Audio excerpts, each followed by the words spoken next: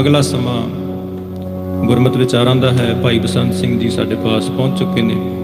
आओ कुछ समा उन्हां तों आपां गुरु इतिहास गुरमत विचारां दे नाल सांझ पाईए जी। फतेह बुलाओ। वाहिगुरू जी का खालसा, वाहिगुरू जी की फतेह।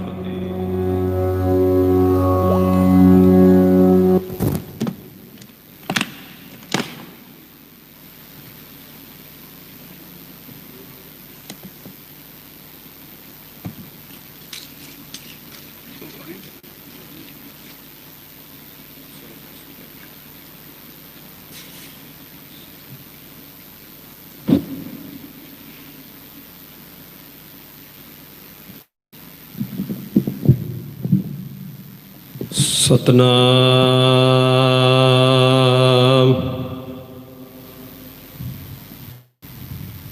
श्री वाहिगुरू साहिब जी।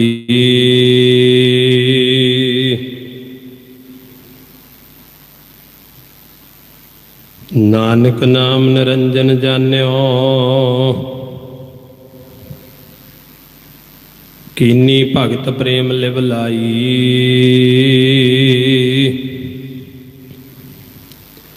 तांते अंगद अंग संग भयो सायरा, तिन शब्द सुरत की नींब रखाई। गुर अमरदास की अकथ कथा है, एक जी कछ कही न जाई। सोडी सृष्ट सकल तारन कौ, अब गुरु रामदास को मिली बड़ाई। हम अब गुण भरे एक गुण नाही, अमृत छाड़ विखै विख खाई। माया मोह भरम पै भूले, सुत दारा स्यों प्रीत लगाई। एक उत्तम पंथ सुनियो गुर संगत, तिह मिलंत जम त्रास मिटाई। एक अरदास पाठ कीरत की, गुरु रामदास रखो शरनाई। एक अरदास पाठ कीरत की, गुरु रामदास राखो शरनाई।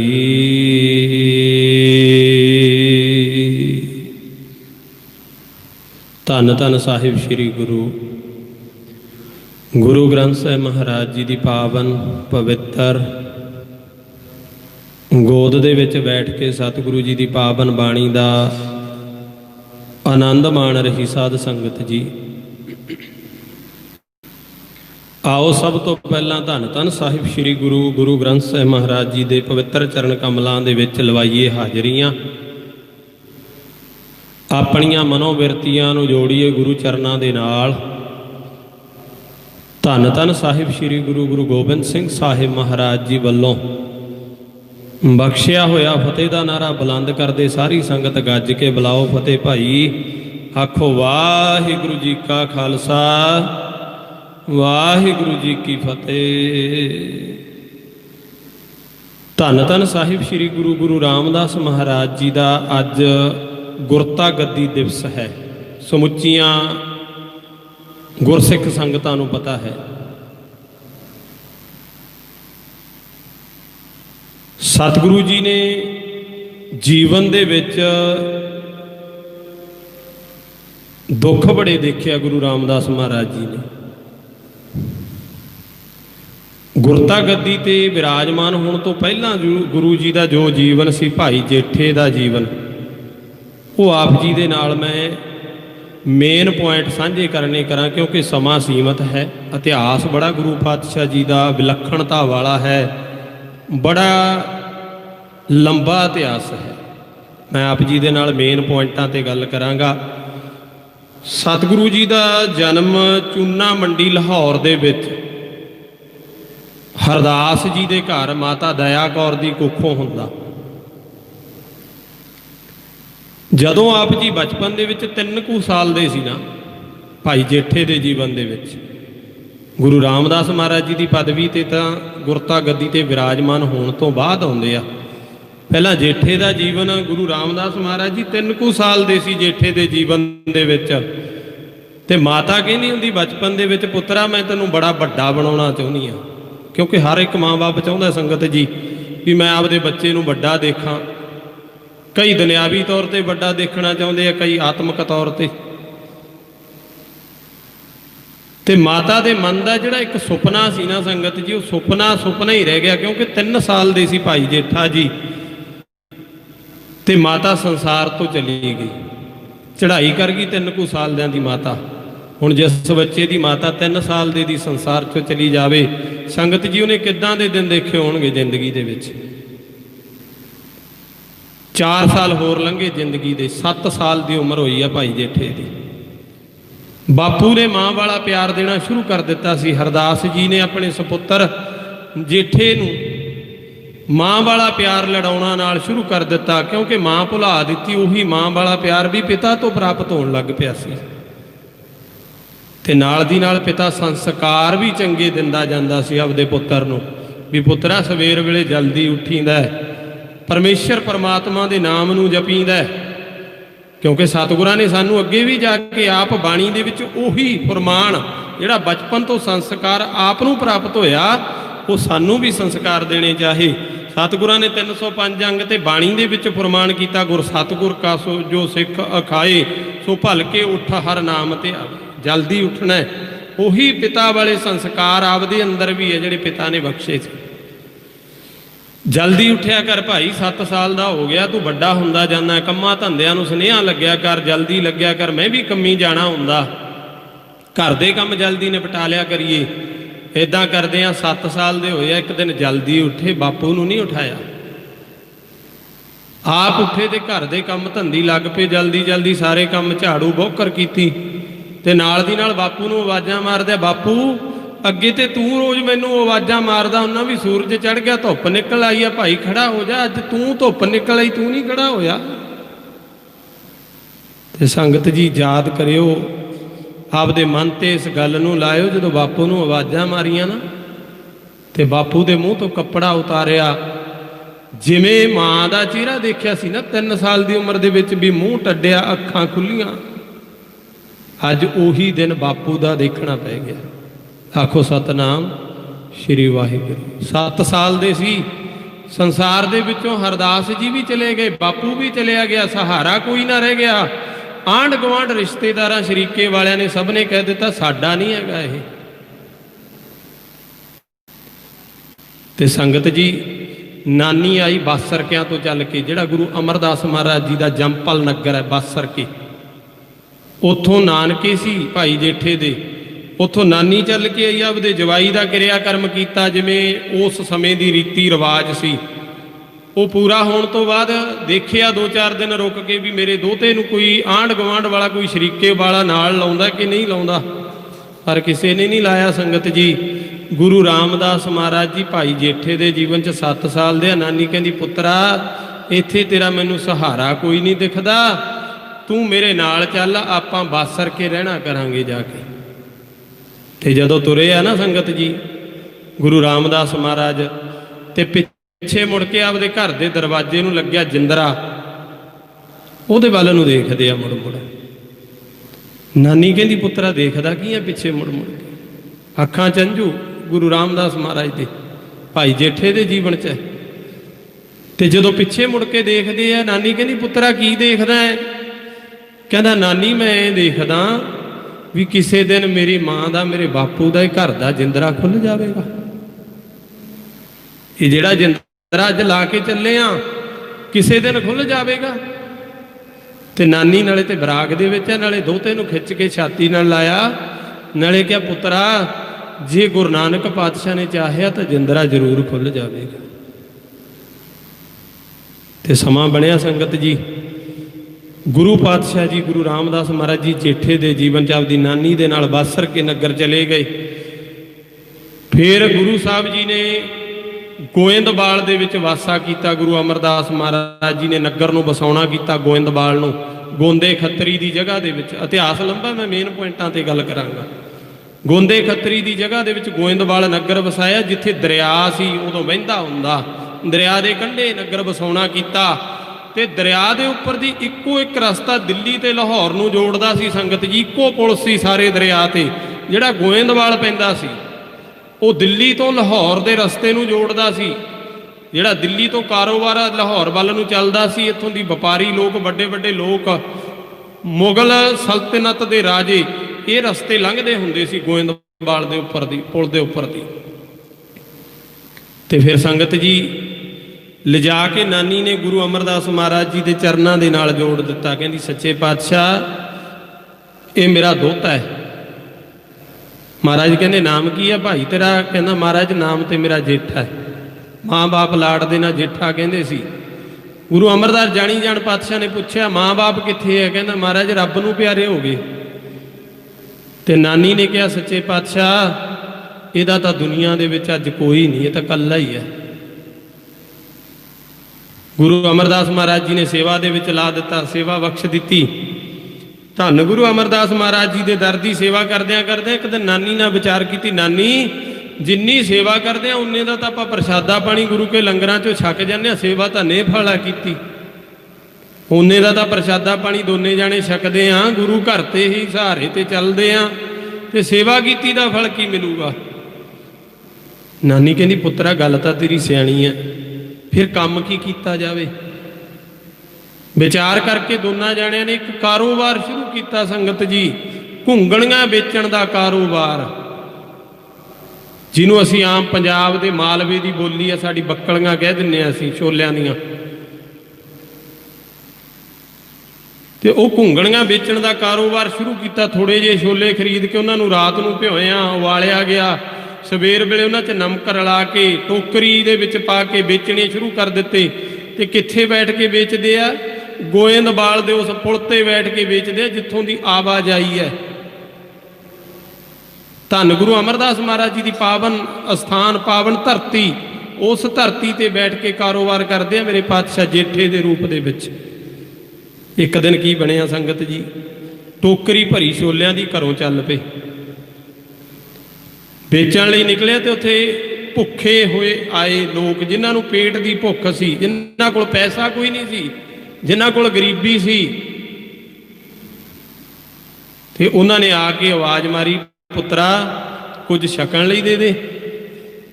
ਭਾਈ ਜੇਠੇ ਨੇ ਬੁੱਕ ਬੱਕਲੀਆਂ ਦਾ ਭਰਿਆ ਤੇ ਸਾਰਿਆਂ ਨੂੰ ਦੇ ਦਿੱਤਾ। ਤੇ ਵਿੱਚੋਂ ਇੱਕ ਬੋਲਿਆ, ਕਹਿੰਦਾ ਭਾਈ ਭੁੱਖ ਤੇ ਅਜੇ ਮਿਟੀ ਨਹੀਂ, ਹੋਰ ਦੇ ਦੇ। ਭਾਈ ਜੇਠੇ ਨੇ ਹੋਰ ਦੇ ਦਿੱਤੀਆਂ। ਖਾ ਕੇ ਕਹਿੰਦਾ ਭਾਈ ਅਜੇ ਵੀ ਭੁੱਖ ਮਿਟੀ ਨਹੀਂ। ਭਾਈ ਜੇਠਾ ਜੀ ਕਹਿੰਦੇ ਐਂ ਕਰ ਭਾਈ, ਆ ਕੱਪੜੇ ਦਾ ਪੱਲੂ ਕਰ ਤੇ ਸਾਰੀਆਂ ਤੇਰੇ ਪੱਲੂ ਦੇ ਵਿੱਚ ਪਾ ਦਿੰਦਾ। ਤੇ ਵੇਚ ਕੇ ਜਦੋਂ ਘਰ ਆਏ ਨਾ, ਖਵਾ ਕੇ ਬੱਕਲੀਆਂ ਸਾਰੀਆਂ, ਨਾਨੀ ਕਹਿੰਦੀ ਪੁੱਤਰਾ ਅੱਜ ਕੀ ਬੱਚਤ ਹੋਈ ਆ ਤੇ ਕੀ ਅੱਜ ਵੱਟ ਕੇ ਲੈ ਕੇ ਆਇਆ? ਕਹਿਣ ਲੱਗੇ ਨਾਨੀ ਅੱਜ ਜਿਹੜਾ ਵਪਾਰ ਕੀਤਾ ਇਦਾਂ ਦਾ ਵਪਾਰ ਤਾਂ ਜ਼ਿੰਦਗੀ 'ਚ ਨਹੀਂ ਕਦੇ ਕਰਨਾ। ਨਾਨੀ ਕਹਿੰਦੀ ਪੁੱਤਰਾ ਕਿਹੜਾ ਵਪਾਰ? ਦੱਸੀ ਸਾਰੀ ਕਹਾਣੀ। ਅੱਜ ਐ ਗਰੀਬ ਮਿਲੇ ਜਿਨ੍ਹਾਂ ਕੋਲ ਕੋਈ ਪੈਸਾ ਨਹੀਂ ਸੀ, ਜਿਨ੍ਹਾਂ ਨੂੰ ਭੁੱਖ ਲੱਗੀ ਸੀ। ਗੁਰੂ ਨਾਨਕ ਪਾਤਸ਼ਾਹ ਜੀ ਨੇ ਐਡੀ ਰਹਿਮਤ ਕੀਤੀ, ਮੈਨੂੰ ਹੁਕਮ ਕਰ ਦਿੱਤਾ ਤੇ ਮੈਂ ਸਾਰੀਆਂ ਬੱਕਲੀਆਂ ਉਹਨਾਂ ਦੀ ਝੋਲੀ ਦੇ ਵਿੱਚ ਪਾ ਦਿੱਤੀਆਂ। ਨਾਨੀ ਨਾਲੇ ਤੇ ਅੱਖਾਂ ਭਰ ਆਈ, ਕਿਉਂਕਿ ਘਰ ਦੇ ਵਿੱਚ ਗਰੀਬੀ ਹੈ ਨਾ ਸੰਗਤ ਜੀ, ਪੈਸਾ ਵੀ ਕੋਈ ਜ਼ਿਆਦਾ ਨਹੀਂ ਵੀ ਅੱਜ ਤੇ ਚੱਲ ਤੂੰ ਖਵਾਇਆ ਕੱਲ ਨੂੰ ਹੋਰ ਖਰੀਦ ਲਾਂਗੇ, ਉਸੇ ਨਾਲ ਹੀ ਤੇ ਕਾਰੋਬਾਰ ਚੱਲਦਾ ਸੀ। ਨਾਨੀ ਨਾਲੇ ਤੇ ਅੱਖਾਂ ਭਰ ਆਈ ਵਿਰਾਗ ਦੇ ਵਿੱਚ, ਨਾਲੇ ਖਿੱਚ ਕੇ ਆਪਦੇ ਦੋਤੇ ਨੂੰ ਛਾਤੀ ਨਾਲ ਲਾ ਕੇ ਗੁਰੂ ਅਮਰਦਾਸ ਪਾਤਸ਼ਾਹ ਜੀ ਦੇ ਚਰਨਾਂ 'ਚ ਬੇਨਤੀ ਕੀਤੀ, ਸੱਚੇ ਪਾਤਸ਼ਾਹ ਜੇ ਮੇਰੇ ਦੋਤੇ ਨੂੰ ਐਡਾ ਹਿਰਦਾ ਦਿੱਤਾ, ਐਡਾ ਦਿਲ ਦਿੱਤਾ, ਤੇ ਇਹਨੂੰ ਖਜ਼ਾਨਾ ਵੀ ਉੱਡਾ ਹੀ ਦੇ ਦਿੰਦਾ। ਆਖੋ ਸਤਨਾਮ ਸ਼੍ਰੀ ਵਾਹਿਗੁਰੂ। ਜੇ ਮੇਰੇ ਦੋਤੇ ਨੂੰ ਦਿਲ ਐਡਾ ਵੱਡਾ ਦਿੱਤਾ, ਐਡਾ ਦਾਨੀ ਬਣਾ ਦਿੱਤਾ, ਤੇ ਇਹਨੂੰ ਖਜ਼ਾਨਾ ਵੀ ਉੱਡਾ ਹੀ ਦੇਣਾ ਸੀ। ਫਿਰ ਸਮਾਂ ਬਣਿਆ ਸੰਗਤ ਜੀ, ਭਾਈ ਜੇਠਾ ਜੀ ਵੱਡੇ ਹੁੰਦੇ ਗਏ, ਗੁਰੂ ਪਾਤਸ਼ਾਹ ਜੀ ਦੇ ਦਰ ਦੀਆਂ ਸੇਵਾਵਾਂ ਨਿਭਾਉਂਦੇ ਗਏ, ਗੁਰੂ ਦੇ ਚਰਨਾਂ ਦੇ ਵਿੱਚ ਮਨ ਨੂੰ ਜੋੜੀ ਰੱਖਿਆ। ਜਿੱਥੇ ਗੁਰੂ ਨੇ ਲਾ ਦਿੱਤਾ, ਜੇ ਭਾਂਡਿਆਂ 'ਚ ਲਾ ਦਿੱਤਾ, ਭਾਂਡੇ ਮਾਂਜਣ ਦੀ ਸੇਵਾ ਕਰਨੀ ਹੈ ਤਾਂ ਵੀ ਗੁਰੂ ਨੂੰ ਹਾਜ਼ਰ ਨਾਜ਼ਰ ਜਾਣ ਕੇ ਸੇਵਾ ਨਿਭਾਉਣੀ। ਜੇ ਦਰਬਾਰ ਦੇ ਵਿੱਚ ਸੰਗਤ ਨੂੰ ਪੱਖਾ ਝੱਲਣ ਦੀ ਸੇਵਾ ਦੇ ਦੇਣੀ ਤਾਂ ਵੀ, ਜਿੱਥੇ ਵੀ ਸੇਵਾ ਲਾ ਦੇਣੀ ਉਹਨੂੰ ਤਨ ਦੇ ਹੀ ਮਨ ਦੇ ਨਾਲ ਨਿਭਾਉਣਾ। ਤੇ ਗੁਰੂ ਪਾਤਸ਼ਾਹ ਜੀ ਦੇ ਚਰਨਾਂ ਦੇ ਵਿੱਚ ਹਰਮਨ ਪਿਆਰੇ ਹੁੰਦੇ ਗਏ। ਧੰਨ ਗੁਰੂ ਅਮਰਦਾਸ ਮਹਾਰਾਜ ਦੀਆਂ ਨਜ਼ਰਾਂ ਦੇ ਵਿੱਚ ਇੱਕ ਹੀਰੇ ਦੇ ਵਾਂਗ ਚਮਕਦੇ ਗਏ। ਤੇ ਇਸੇ ਸੇਵਾ ਦੇ ਦੌਰਾਨ ਸੰਗਤ ਜੀ ਬੌਲੀ ਦੀ ਸੇਵਾ ਚੱਲੀ ਸੀ। ਇਤਿਹਾਸਕਾਰ ਬਹੁਤੇ ਲਿਖਦੇ ਕਹਿੰਦੇ 22 ਸਾਲ ਚੱਲਦੀ ਰਹੀ ਹੈ ਬੌਲੀ ਦੀ ਸੇਵਾ। ਇਹ ਕੋਈ ਐ ਨਹੀਂ ਵੀ ਅੱਜ ਸ਼ੁਰੂ ਕਰ ਲਈ ਤੇ ਕੱਲ ਨੂੰ ਖਤਮ ਹੋ ਗਈ। ਬੜਾ ਲੰਬਾ ਸਮਾਂ ਬੌਲੀ ਦੀ ਸੇਵਾ ਚੱਲੀ ਹੈ ਗੁਰੂ ਅਮਰਦਾਸ ਮਹਾਰਾਜ ਜੀ ਦੇ ਸਮੇਂ। ਮਾਫ ਕਰਿਓ ਮੈਂ ਇੱਕ ਵਾਰ ਵਿਚਾਰ ਕਰ ਲਵਾਂ, ਇਹ ਬੌਲੀ ਨੂੰ ਵੀ ਅੱਜ ਅਸੀਂ ਇੱਕ ਤਮਾਸ਼ਾ ਬਣਾਤਾ ਸਿੱਖ ਧਰਮ ਨੇ। ਬਹੁਤੇ ਅਣਭੋਲ ਲੋਕਾਂ ਨੇ, ਸਾਰੇ ਨਹੀਂ ਮਾੜੇ, ਜਿਹੜੇ ਕਿਸੇ ਦੀਆਂ ਗੱਲਾਂ 'ਚ ਆ ਜਾਂਦੇ ਵੀ ਇੱਥੇ ਜਪਜੀ ਸਾਹਿਬ 84 ਵਾਰ ਪੜ੍ਹੋ ਜੀ ਪੌੜੀਆਂ ਤੇ ਬੈਠ ਕੇ 84 ਕੱਟੀ ਜਾਂਦੀ ਆ। ਫਿਰ ਮਹਾਰਾਜ ਜੀ ਨੇ ਇੰਨੀ ਗੁਰਬਾਣੀ ਕਿਉਂ ਲਿਖੀ ਸਾਨੂੰ ਸਮਝਾਉਣ ਵਾਸਤੇ, ਜੇ ਪੌੜੀਆਂ ਤੇ ਬਹਿ ਕੇ 84 ਕੱਟੀ ਜਾਂਦੀ ਹੁੰਦੀ।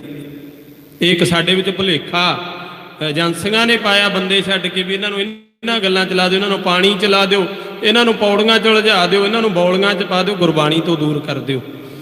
ਹਾਂ, ਸਤਿਗੁਰੂ ਜੀ ਦੀ ਪਾਵਨ ਜਗ੍ਹਾ ਹੈ, ਸਤਿਗੁਰੂ ਦੇ ਚਰਨ ਕਮਲਾਂ, ਗੁਰੂ ਜੀ ਦੇ ਪਾਵਨ ਚਰਨ ਕਮਲ ਉਸ ਧਰਤੀ ਤੇ ਪਏ ਨੇ। ਪਵਿੱਤਰ ਧਰਤੀ ਹੈ, ਸਤਿਕਾਰ ਕਰਨਾ, ਸਨਮਾਨ ਕਰਨਾ ਸਾਡਾ ਫਰਜ਼ ਬਣਦਾ ਹੈ। ਪਰ ਅਸੀਂ ਉਲਝੇਵਿਆਂ 'ਚ ਨਹੀਂ ਪੈਣਾ ਸੰਗਤ ਜੀ। ਦਰਸ਼ਨ ਕਰਨੇ ਆ, ਦਰਸ਼ਨ ਕਰਕੇ ਵਾਪਸ ਆ ਜਾਣਾ, ਇਹ ਨਹੀਂ ਵੀ ਉੱਥੇ ਹੀ ਰਹਿ ਜਾਣਾ, ਉਹਨਾਂ ਗੱਲਾਂ 'ਚ ਹੀ ਪੈ ਜਾਣਾ। ਰਹੋ ਵਿਚਾਰ। ਸਤਿਗੁਰੂ ਜੀ ਨੇ ਭਾਈ ਜੇਠੇ ਨੂੰ ਆਪਦੇ ਨਾਲ ਜੋੜ ਲਿਆ। ਜੁੜਦਿਆਂ ਜੁੜਦਿਆਂ ਸੰਗਤ ਜੀ ਇੱਕ ਦਿਨ ਸਮਾਂ ਬਣਿਆ, ਮਾਤਾ ਮਨਸਾ ਦੇਵੀ ਧੰਨ ਗੁਰੂ ਅਮਰਦਾਸ ਮਹਾਰਾਜ ਜੀ ਦੀ ਧਰਮ ਪਤਨੀ ਗੁਰੂ ਪਾਤਸ਼ਾਹ ਜੀ ਦੇ ਕੋਲ ਬੈਠੀ ਹੈ। ਗੁਰੂ ਅਮਰਦਾਸ ਮਹਾਰਾਜ ਜੀ ਨਾਲ ਬਚਨ ਚੱਲੇ ਵੀ ਆਪਣੀਆਂ ਧੀਆਂ ਵਿਆਹੁਣ ਯੋਗ ਹੋ ਗਈਆਂ, ਧੀ ਦਾ ਰਿਸ਼ਤਾ ਜੋੜੀਏ। ਤੇ ਭਾਈ ਜੇਠਾ ਟੋਕਰੀ ਲੈ ਕੇ ਮਿੱਟੀ ਦੀ ਭਰੀ ਜਦੋਂ ਅੱਗੋਂ ਦੀ ਲੰਘਣ ਲੱਗੇ, ਗੁਰੂ ਅਮਰਦਾਸ ਮਹਾਰਾਜ ਜੀ ਕਹਿੰਦੇ ਮਨਸਾ ਦੇਵੀ ਭਗਵਾਨ ਨੇ ਕਿਹੋ ਜਿਹਾ ਵਰ ਚਾਹੀਦਾ ਧੀ ਵਾਸਤੇ। ਤੇ ਮਾਤਾ ਮਨਸਾ ਦੇਵੀ ਕਹਿੰਦੀ ਜਿਹੋ ਜਿਹਾ ਭਾਈ ਜੇਠਾ ਨਾ, ਇਹੋ ਜਿਹਾ ਵਰ ਮਿਲ ਜਾਵੇ ਤੇ ਹੋਰ ਕੀ ਲੱਭਦੇ ਆ।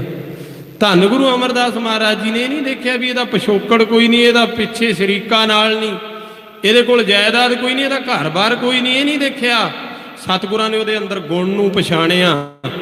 ਤੇ ਮਹਾਰਾਜ ਕਹਿੰਦੇ ਭਲੀਏ ਜੇਠੇ ਵਰਗਾ ਤਾਂ ਦੁਨੀਆ 'ਚ ਇਕੱਲਾ ਹੀ ਜੇਠਾ, ਹੋਰ ਨਹੀਂ ਮਿਲੇਗਾ।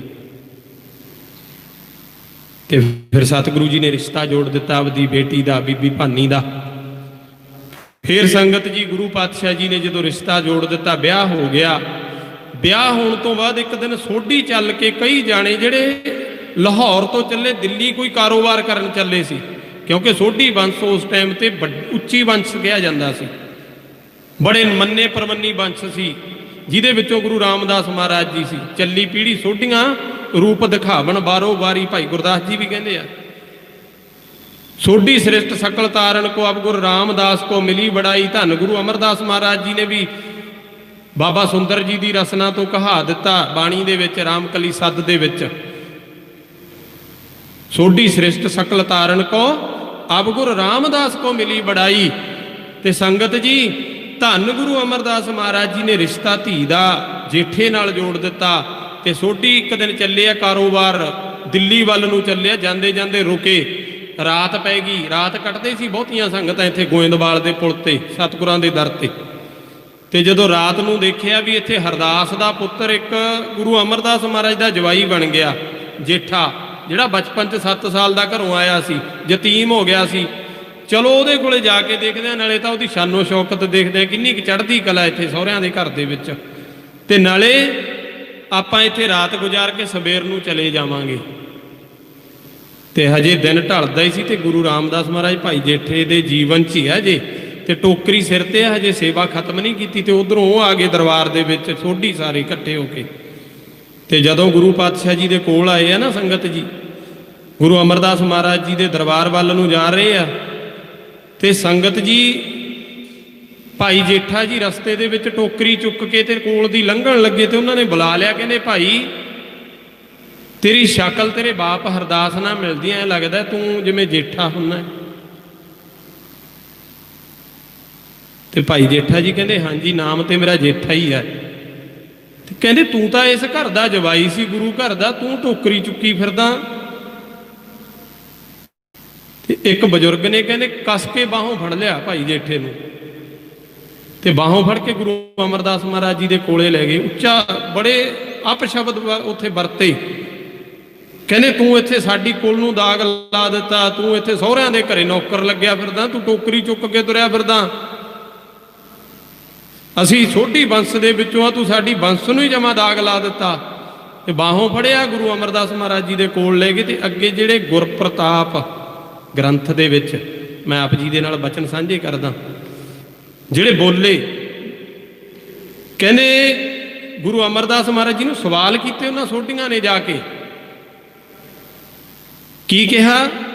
ਕਹਿੰਦੇ ਇਹ ਵੀ ਜਨਮਿਓ ਬੰਸ ਹਮਾਰੇ, ਕਹਿੰਦੇ ਸਾਡੀ ਸੋਢੀ ਬੰਸ ਦੇ ਵਿੱਚ ਜੰਮਿਆ, ਇਹ ਹਰਦਾਸ ਦਾ ਪੁੱਤਰ ਹੈ। ਅਰਥ ਤੁਸੀਂ ਸਾਰੇ ਸਮਝ ਗਏ ਹੋਵੋਗੇ ਸੰਗਤ ਜੀ। ਕਹਿੰਦੇ ਇਹ ਵੀ ਜਨਮਿਓ ਬੰਸ ਹਮਾਰੇ, ਲਾਜ ਗਵਾਈ ਸਰਬ ਪ੍ਰਕਾਰ, ਕਹਿੰਦੇ ਸਾਰੇ ਪ੍ਰਕਾਰ ਦੀ ਲਾਜ ਹੀ ਗਵਾਤੀ। ਕੀ ਅਰਥ ਕਰਾਂ ਪੰਜਾਬੀ ਦੇ ਵਿੱਚ, ਕਿੰਨੇ ਭੈੜੇ ਸ਼ਬਦ ਬੋਲੇ। ਕਹਿੰਦੇ ਇਹਨੂੰ ਲਾਜ ਹੀ ਨਹੀਂ ਕੋਈ, ਇਹਨੇ ਸਾਰੀ ਸ਼ਰਮ ਲਾ ਦਿੱਤੀ। ਜਿਵੇਂ ਆਪਾਂ ਪੰਜਾਬੀ ਦੀ ਬੋਲੀ ਬੋਲਦੇ, ਲਾਜ ਗਵਾਈ ਸਰਬ ਪ੍ਰਕਾਰੇ, ਸਾਰੇ ਪ੍ਰਕਾਰ ਦੀ ਲਾਜ ਹੀ ਛੱਡਤੀ ਇਹਨੇ।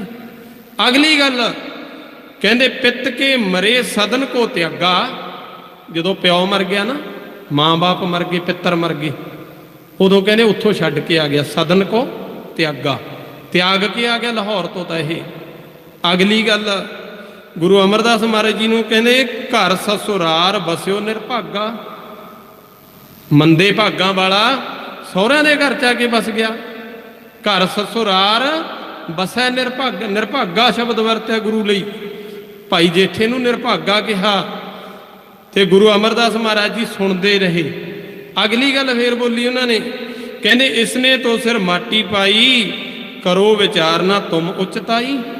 ਇਹਨੇ ਤਾਂ ਸਿਰ ਦੇ ਵਿੱਚ ਆਪਦੇ ਮਿੱਟੀ ਪਾ ਲਈ, ਤਾਂ ਟੋਕਰੀ ਮਿੱਟੀ ਵਾਲੀ ਚੁੱਕੀ ਫਿਰਦਾ।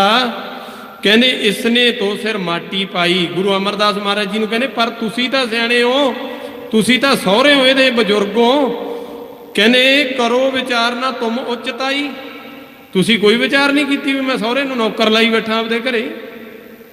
ਗੁਰੂ ਅਮਰਦਾਸ ਮਹਾਰਾਜ ਜੀ ਨੂੰ ਕਹਿੰਦੇ ਬਹੁਤ ਮਾੜਾ ਕੀਤਾ ਤੁਸੀਂ। ਮਹਾਰਾਜ ਕਹਿੰਦੇ ਭਲਿਓ ਤੁਸੀਂ ਉਹ ਪਰਮੇਸ਼ਰ ਦੀਆਂ ਗੱਲਾਂ ਨੂੰ ਜਾਣਦੇ ਨਹੀਂ।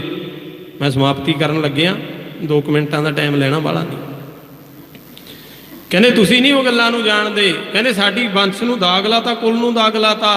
ਸਤਿਗੁਰੂ ਕਹਿੰਦੇ ਨਹੀਂ ਭਾਈ, ਜੇ ਇਹ ਬੰਸ ਜਨਮ ਨਾ ਧਾਰੈ, ਜੇ ਕਿਤੇ ਤੁਹਾਡੀ ਬੰਸ 'ਚ ਜਨਮ ਨਾ ਧਾਰਦਾ, ਇਹ ਜਨਮ ਨਾ ਲੈਂਦਾ, ਤੇ ਸਤਿਗੁਰੂ ਜੀ ਕਹਿੰਦੇ ਕਿਰਤ ਨਰਕ ਮੈਂ ਪਿਰਤ ਤੁਮਾਰਾ, ਜਿਹੜੇ ਤੁਹਾਡੇ ਪਿੱਤਰ ਹੈ ਨਾ, ਕਿਰਤ ਨਰਕ ਮੈਂ ਪਿੱਤਰ ਤੁਮਾਰਾ, ਜਿਹੜੇ ਤੁਹਾਡੇ ਵੱਡੇ ਵੰਸ਼ ਜਿਹੜੇ ਚਲੇ ਗਏ ਸੰਸਾਰ ਦੇ ਵਿੱਚੋਂ, ਉਹਨਾਂ ਨੇ ਸਾਰਿਆਂ ਨੇ ਨਰਕ ਦੇ ਵਿੱਚ ਪੈਣਾ ਸੀ।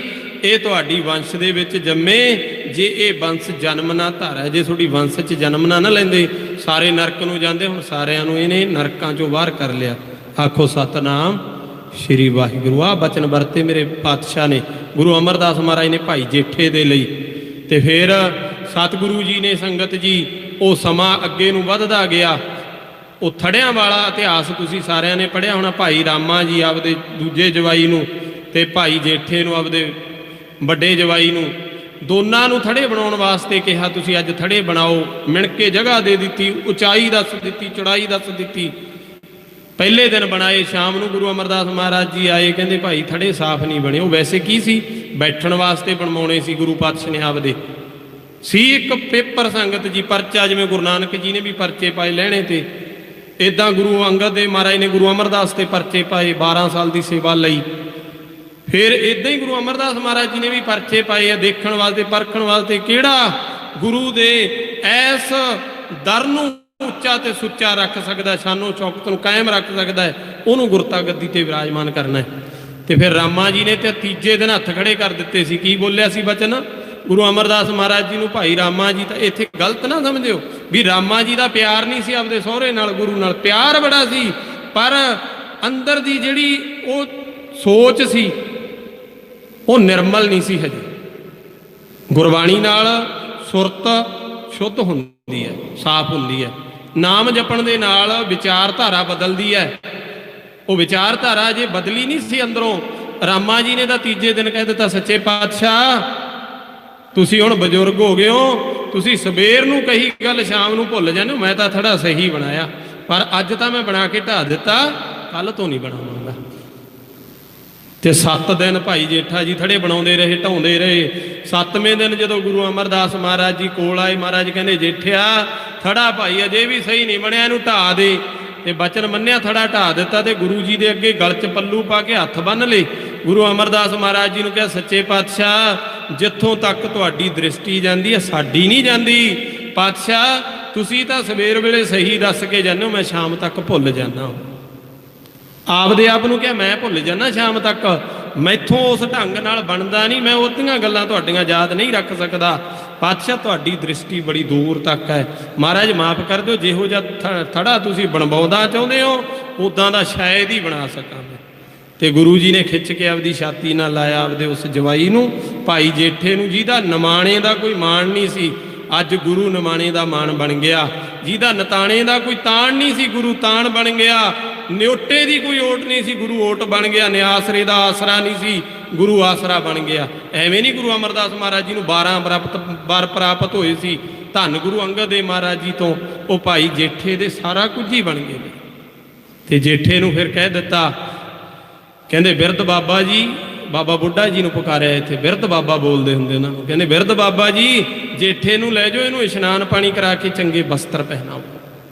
ਵਸਤਰ ਪਹਿਨਾਏ। 31 ਅਗਸਤ ਆਇਆ ਸੰਗਤ ਜੀ, ਅੱਜ ਦਾ ਦਿਨ।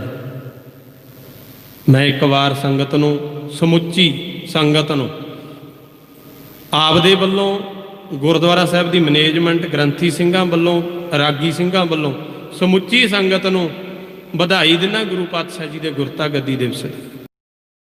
ਅੱਜ ਦਾ ਦਿਨ ਆਇਆ, ਧੰਨ ਗੁਰੂ ਰਾਮਦਾਸ ਮਹਾਰਾਜ ਜੀ ਨੂੰ, ਭਾਈ ਜੇਠੇ ਨੂੰ ਸੋਹਣੇ ਕੱਪੜੇ ਪਹਿਨਾ ਕੇ ਇਸ਼ਨਾਨ ਪਾਣੀ ਕਰਵਾ ਕੇ ਬਾਬਾ ਬੁੱਢਾ ਜੀ ਲੈ ਕੇ ਆਏ। ਧੰਨ ਗੁਰੂ ਅਮਰਦਾਸ ਮਹਾਰਾਜ ਜੀ ਨੇ ਗੁਰਤਾ ਗੱਦੀ ਤੇ ਬਿਰਾਜਮਾਨ ਕਰਕੇ ਆਪ ਨਮਸਕਾਰ ਕਰ ਦਿੱਤੀ। ਸਤਿਗੁਰੂ ਜੀ ਨੇ ਫਿਰ ਆਪ ਨਮਸਕਾਰ ਕਰਕੇ ਸਾਰਿਆਂ ਨੂੰ ਗੁਰੂ ਪਾਤਸ਼ਾਹ ਜੀ ਦੇ ਅੱਗੇ ਨਿਵਾ ਦਿੱਤਾ ਸੀ। ਰਾਮਕਲੀ ਸੱਦ ਦੇ ਵਿੱਚ ਪੜ੍ਹੋ, ਸਤਿਗੁਰੂ ਜੀ ਨੇ ਉੱਥੇ ਬੜੇ ਬਚਨ ਕੀਤੇ ਆ। ਗੁਰੂ ਜੀ ਨੇ ਕਹਿ ਦਿੱਤਾ ਇੱਥੇ ਸਾਰਿਆਂ ਨੂੰ ਨਿਵਾ ਦਿੱਤਾ, ਪਰ ਇੱਕ ਦੇ ਮਨ ਦੇ ਵਿੱਚ ਹੰਕਾਰ ਸੀ, ਗੁਰੂ ਅੱਗੇ ਨਿਵਿਆ ਨਹੀਂ ਸੀ। ਉਹ ਕੌਣ ਸੀ? ਗੁਰੂ ਅਮਰਦਾਸ ਮਹਾਰਾਜ ਜੀ ਦਾ ਵੱਡਾ ਪੁੱਤਰ ਬਾਬਾ ਮੋਹਨ ਜੀ। ਉਹਨਾਂ ਨੇ ਅੱਗੋਂ ਬਚਨ ਵਰਤਿਆ ਸੀ ਇੱਥੇ, ਕਹਿੰਦੇ ਇਹ ਤਾਂ ਘੁੰਗਣੀਆਂ ਵੇਚ ਤਾਂ ਵੱਡਾ ਹੋਇਆ, ਇਹ ਤਾਂ ਸਾਡੇ ਘਰੇ ਤਾਂ ਟੋਕਰੀਆਂ ਚੱਕ ਕੇ ਢੋਂਦਾ ਰਿਹਾ, ਤੇ ਅੱਜ ਤੁਸੀਂ ਇਹਨੂੰ ਗੁਰਤਾ ਗੱਦੀ ਦੇ ਦਿੱਤੀ ਤੇ ਸਾਨੂੰ ਪੁੱਛਿਆ ਤੱਕ ਨਹੀਂ। ਮੈਂ ਨਹੀਂ ਨਿਮਦਾ ਇਹਦੇ ਅੱਗੇ।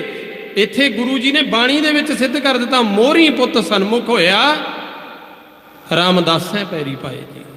ਮੋਹਰੀ ਪੁੱਤ ਸਨਮੁਖ ਹੋ ਗਿਆ ਗੁਰੂ ਜੀ ਦੇ, ਮੋਹਨ ਨਹੀਂ ਲਿਖਿਆ।